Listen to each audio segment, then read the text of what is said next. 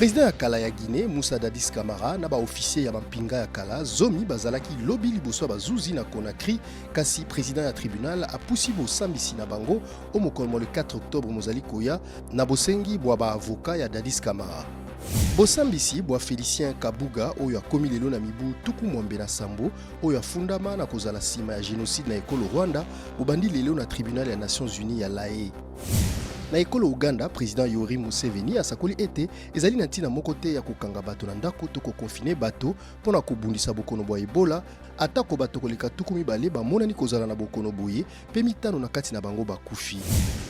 Vice-présidente ya ekolo Amerika Kamala Harris akomaki lelo na ekolo Corée du Sud mpona kotala ndelo kati na ekolo eye mpe ekolo Corée du Nord mpe kokolisa bondeko bwa bokengi kati na ekolo Amerika mpe ekolo Corée du Nord.